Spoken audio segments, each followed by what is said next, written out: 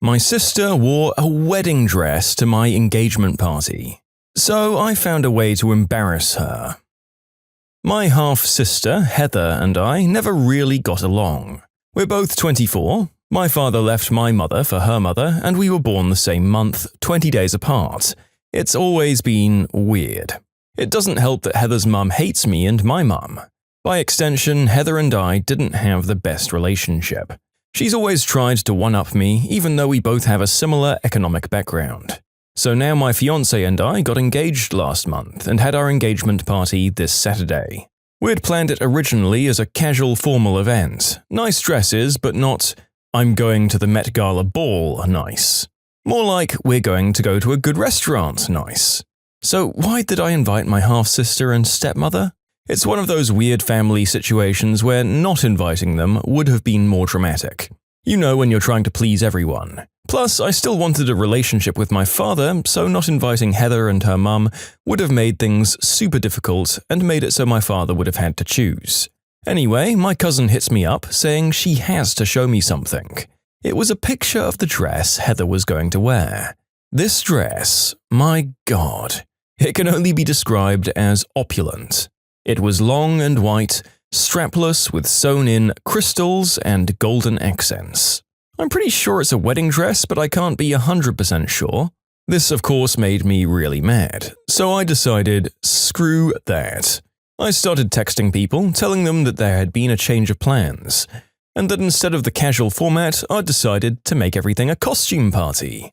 My mother's side is crazy for Halloween, so they were immediately on board. I told my father via text and asked him to relay the message to Heather and her mother, knowing full well that he'd forget or leave it to the last minute. So Saturday comes along, guests start showing up, most of them in costumes. Some didn't have time to get a costume though, and we just provided them with fun hats and cheap wigs. My dad, Heather, and her mother come like 1 hour late. As soon as she notices that everyone was either wearing elaborate costumes or weird accessories, and she didn't stand out, Heather lost it. Especially when my fiancé came along and told her that, wow, your bride dress looks amazing for a cheap costume. She left crying, and her mother and my father told me that I was being childish. And I could have told Heather myself and not tasked my father to relay the message. The rest of us had a blast. Even though she left, I didn't think of her again until a few days later. And I don't regret the costume party. I wish I'd thought of it earlier, to be honest. When I kept thinking of it, I noticed that my father wouldn't have chosen me in this scenario, which is why I ended up cutting him off later. For those interested, my fiancé was dressed as Bubbles and I was dressed as Mojo Jojo. My mum and aunts went as ABBA. Other memorable costumes were Luffy and Zorro, Ian Malcolm and John Hammond, and Jesus. And for those saying I let her win, no. The point of this was to ruin my half-sister's intention. She wasn't just dressed nicely, as some of you put it. She wore a wedding dress to my engagement party. I'd much rather subvert this whole mess rather than have her smugly sitting at the table in a wedding dress. So, am I the jerk? First of all, it speaks volumes about your dad that you could 100% rely on him to forget to tell his family about the change of dress code. Weaponizing someone else's crappiness is an excellent strategy if you really want to cover your own butt, although apparently it didn't quite work out for you this time. I'm kind of curious as to whether your fiancé was tasked to say exactly what he said to Heather. If not, the man just has incredible timing and instincts for destruction. And now that I'm going back up to read the story, he made the comment while wearing a Powerpuff Girls costume. Extra sick burn. I can't quite rule out you not being a jerk vigilante, given the lengths you went to ruin this one person's evening, but I think it sounds like Heather and the other two have in no way made your life easy, and that I can't begrudge you for doing what you did to take some air out of their sails. Today I messed up by playing God with the delicate balance of nature. So I accidentally started a large-scale war between ants, and I feel absolutely terrible. So I own 2 large ant farms and have for many months, both of which contain harvester ants. The smallest farm had become damaged thanks to my clumsy niece, so I wanted to relocate the ants somewhere safer. Last night I came up with the bright idea to connect the 2 enclosures with a piece of plastic tubing that I had lying around, hoping they'd maybe even move in together. I know that's stupid now, but it felt like a good idea at the time. Sure enough, after an hour, the ants from Enclosure 2 started venturing through the tube, excited to explore their newly expanded world. Suddenly, though, to my surprise, the ants from Enclosure 1 ran into their little hill, seemingly going into hiding. About 20 minutes later, some of the large soldier ants from Enclosure 2 began to poke around inside the hole to the hill of Enclosure 1. Chaos, and I mean utter fricking chaos, ensued. The ants from Enclosure 1 began pouring out into the sand. I didn't even know that there were so many in there. Within seconds, they were fighting, the soldiers from Enclosure 2 tearing them in half like fricking maniacs. At this point, I really wanted to intervene, desperate to stop the brutal madness. But it was too late. With almost all of the soldier ants from Enclosure 1 lying bloodied and decimated, one of the soldiers from Enclosure 2 made a move for the hill's sandy entrance. This girl was absolutely massive, almost a third as big as the queen. Noticing the attempted attack, the surviving worker ants from Enclosure 1 moved in on her position from the surrounding sand. They piled on her, literally covering her entire body, biting into her with vicious fury. Yet she kept moving, entering the small hole like a gosh darn tank. At this point in the war, I didn't have a clear view of the battle which was taking place within the hill. I tried to rotate the connected enclosures, but alas, the siege was taking place in a sandy part of the hill. After around 10 minutes, I saw the soldier ant from Enclosure 2's butt backing out of the hole, one of its back legs missing. To my absolute freaking horror, she begins to drag the queen out of the hole by her head. All the while, the queen is biting down into the soldier's seemingly impenetrable skull with everything she has, while her workers are still climbing all over this absolute monster. After a good minute of tugging on Enclosure 1's queen, thrashing from side to side, her insides being bitten into, the soldier just jerks the heck backwards. In a single decisive tug, she tears the queen's head right the heck off. She then turns, examines the corpses of her fallen sisters who've died in the meantime, and she simply begins to walk away, the queen's decapitated head held within her mandibles, a trophy of war. As of now, Enclosure 1 has no queen, and only 12 workers remain from what I can see anyway. The soldier, believe it or not, is still very much alive. She's returned home to Enclosure 2 with the queen's head in tow. She's resting inside the hill beside her own queen, preparing for possible retaliation. I've disconnected the two enclosures, but I honestly don't know what to do now. It's the most brutal thing I've ever witnessed, and I feel like I've just messed up an entire world with nothing more than a piece of plastic tubing. Holy crap. Is it only the narrator that was hearing Barber's adagio for strings for the final 2/3 of that story? You essentially created the Iliad for the ant. The Iliad. Let me just trademark that real quick. And yeah, so I can thoroughly sympathize with doing something like connecting the ant colonies just as a free time project or to be cute, and I didn't expect the absurd saga that ensued. Also, what were you feeding Colony 2 to juice them up to be so OP against their poor opponents? I'm sure Master Chief Ant's legend will be carried on down through the generations of the colony. Not the kind of story I'm used to reading here, but that was thrilling. If you like Am I the Jerk, you're probably going to love Am I the Genius. Check it out, linked below. Also, go to amithejerk.com/submit if you would like to submit your own stories. Am I the jerk for greatly increasing my husband's chores and dismissing his complaints after he called me a homemaker? For context, I work in my own startup. My husband John works in a movie theater. Before I started my company, we both had similar income, but now I earn 5 times as much as him. The chore dynamic at home was always heavily skewed. I'm very neat and I like cooking, so I handled the lion's share of chores on top of my job. After the company started growing, John invested himself more in chores because he was staying at home due to movie theaters being closed. His workplace reopened a few months ago, and he immediately stopped doing anything in the household. I've been lenient and doing more than my share, since he comes home every day exhausted and complaining. After work, he does nothing but leisure, totally overlooking the fact that I manage the household on top of running my company. I'm kind of a doormat sometimes, so I let it go because I want to be kind to John. Last weekend, though, he crossed a line. I work 7 days a week, John has weekends off, and he was playing video games all day while I was working, and he came to ask me when lunch would be ready. I told him that I was very busy with work and could he cook for once. He declined and then complained that it was so much easier in his grandfather's time when the homemaker didn't do anything other than her duties. I exploded. We had the biggest screaming match in our lives with him calling himself the breadwinner of the household, repeatedly hiding behind the claim that he goes out to work as opposed to me working from home, which apparently means I'm a housewife. I steamrolled his claims by pointing out that I earn much more money than him, I work longer hours and still do all the chores. I told him to quit his job and dedicate all of his time to chores, since he is so enamored with the simpler times of homemakers and breadwinners. Even if he became unemployed, our financial situation wouldn't change. He acted appalled. Monday, I gave him a list of chores to do, about 2 to 3 hours of chores daily. He constantly complains and I just reply with, "Quit your job." I spent years doing all the chores on top of my job, but he whines at the prospect of doing just half that. Tuesday night, he told me he refused to do the chores and I couldn't force him.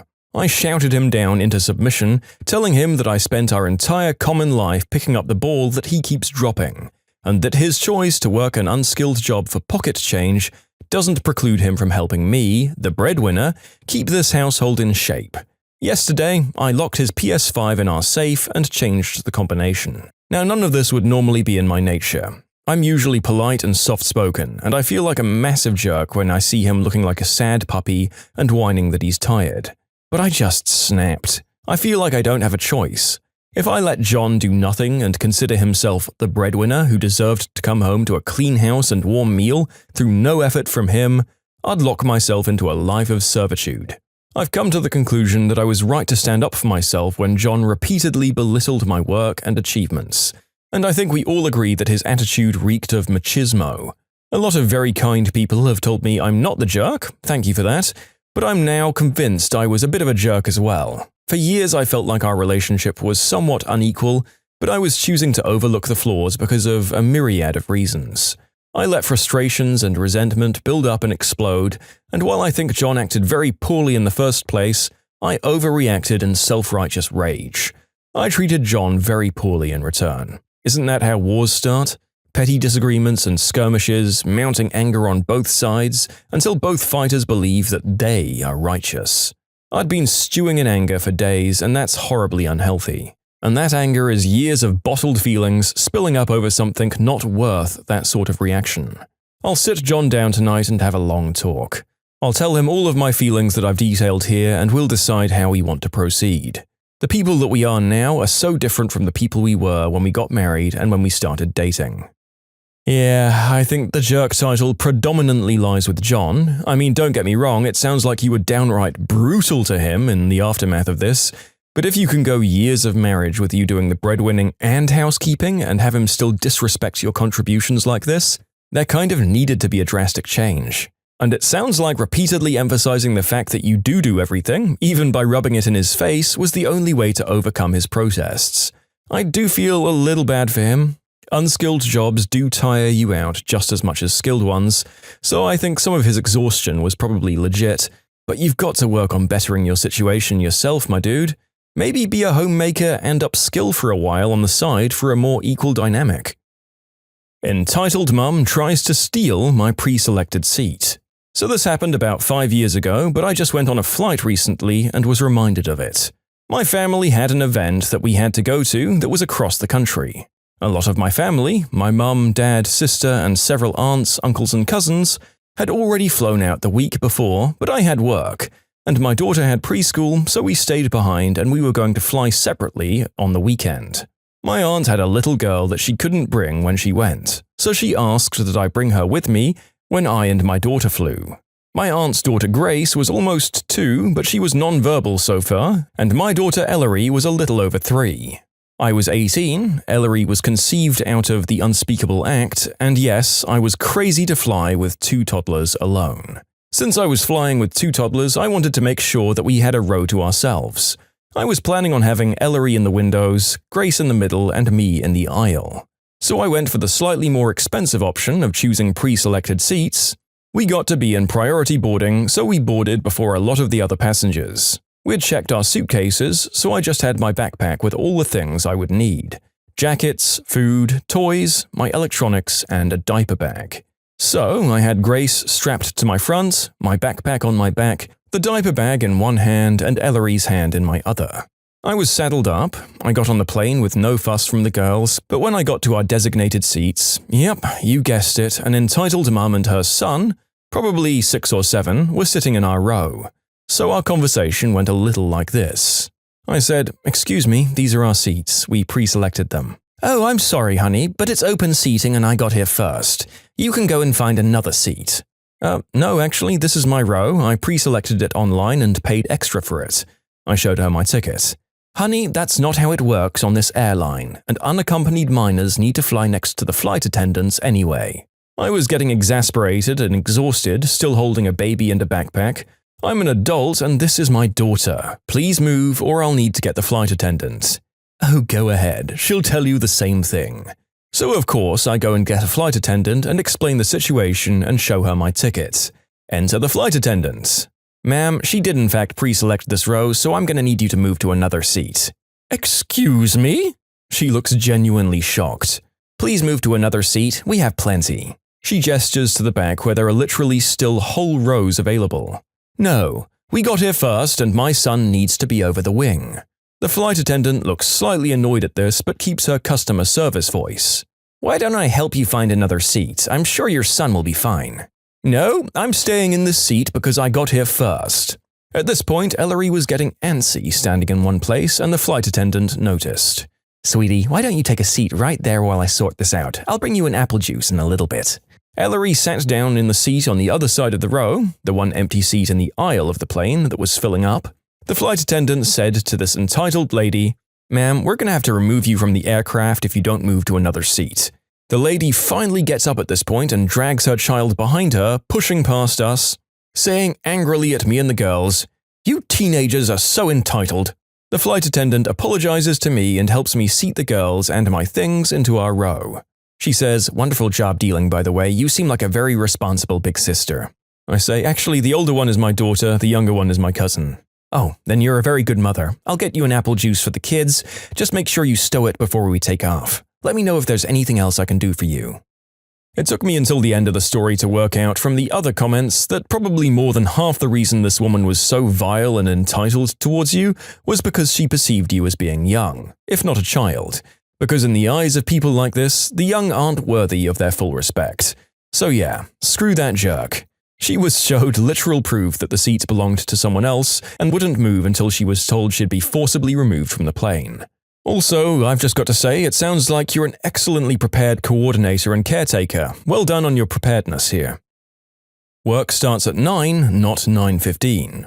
Many years ago, I used to work as a web developer at a medical center, where the kinds of people in that organization were, let's say, tenured. Many comfortable people who had been working there for more than 8 years. Not the least of all was our manager who'd been there for more than 20 years and fancied herself a dictator. I was the youngest there, followed by the other developer. Engineering was a team of 2, myself included. We had content creators, support people, designers, among others. But the engineering was just me and this other person, we'll call her Lucy. Lucy and I would show up around the same time every day, between 9 and 9:30. No big deal, we thought, since we typically ate quick lunches at our desks and stayed long after 5 to actually get some focus time in and get stuff done. Our manager typically showed up early, around 7:30 or 8, and would leave the office at 3:30 or 4 to, quote, skip traffic. Now at some point, our manager was on some kind of power trip and decided it was necessary to call a full team meeting to inform us that work starts at 9, not 9:15, not 9:30, but 9. Me, being a young smart aleck, decided to fight this tyranny and asked her, "What time does work end then?" To which she calmly stated 5. So I asked how come she left at 4, and she explained that she showed up early and therefore got to leave early. I was on autopilot because the next thing I said was, "But I thought work starts at 9, so how come you show up early?" She explained that she's made special arrangements with the higher-ups and therefore she's exempt from that rule. So Lucy and I dropped it, but we decided to show up at exactly 9 every day, take a full-hour lunch and leave exactly at 5. Meetings all day and work due tomorrow? Oh, sorry, but work ends at 5. Working on an issue where stopping halfway means it would take longer to pick it up tomorrow? Sorry, but work ends at 5. After about a month of this, our backlog is piling up and our clients are complaining, and my manager is fuming at our reduced output.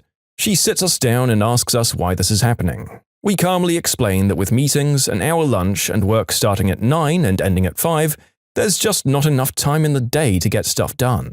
She dropped the policy the next day and instead issued a core hours policy of 10 till 3, where everyone was expected to be in the office during those hours. Yep, fixed times are better suited for service-related jobs where you have to be physically present for customer interactions at certain times of the day. But most other jobs are different, and at least the Western world is slowly coming around to that fact. I think most studies have shown that flexible and assignment-based environments tend to be more productive and happy than the ones where people are just forced to sit in their cubicles for a set amount of time. I don't think that I'll call your boss a complete jerk because she seemed to learn the correct lesson and implement a policy that fixed things rather than just punishing you for her policy. I often criticize others for not making these charges until it's hurting the company, but in this case it didn't seem like anyone even tried to point out the shortcomings to her policy before they started complying so maliciously. Slightly annoying, manager, but it all worked out in the end. When you subscribe, make sure to hit the bell to turn on notifications. Put the playlist on in the background to finish listening to all the stories. Or if you want to check out some great music, check out easymode.com. If you like Am I the Jerk, give Am I the Genius a shot. Everything linked in the description.